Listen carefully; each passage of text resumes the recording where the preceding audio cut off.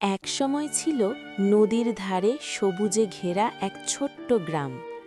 ধান ক্ষেতের ফাঁকে ফাঁকে ছোট ছোট কাঁচা বাড়ি, আর গ্রামের পাশ দিয়ে বয়ে চলা শান্ত নদী। এই নদীই ছিল চাঁদপুরিয়া গ্রামের প্রাণ। কিন্তু রাত নামলেই সেই নদী হয়ে উঠত ভয়ঙ্কর। কুয়াশার আড়াল থেকে ভেসে আসত অচেনা শব্দ। গ্রামের লোকজন বলতো, এই নদীতেই থাকে এক রহস্যময় মেছো ভূত। সবাই ভয় পেলেও একজন ভয় পেত না। তার নাম লালু। বয়স কম, কিন্তু সাহস তার পাহাড় সম। সে ভাবল, আজ নিজেই দেখে আসবে সত্যিই কি ভূত আছে। হঠাৎ নদীর ধারে কুয়াশা ঘন হয়ে এলো। চাঁদের আলোয় দেখা গেল এক অদ্ভুত অবয়ব।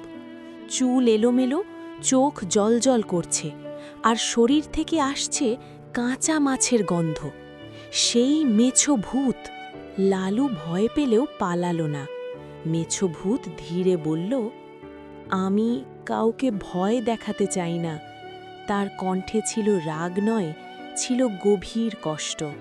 একসময় এই ভূত ছিল একজন জেলে। নদী ছিল তার জীবন। কিন্তু মানুষ লোভে পড়ে নদী নষ্ট করল। প্রতিবাদ করতে গিয়েই তার প্রাণ গেল, আর সে হয়ে উঠল নদীর প্রহরী। লালুর কথা শুনে গ্রামবাসীরা লজ্জা পেল। তারা বুঝল, ভূত ভয়ঙ্কর নয়, লোভই আসল ভয়। সবার শপথে নদী আবার ফিরে পেল তার প্রাণ। পূর্ণিমার রাতে মেছো ভূত হাসল। ধীরে ধীরে সে নদীর জলে মিলিয়ে গেল। ভেসে এলো শুধু একটি কথা, নদীকে ভালো রেখো।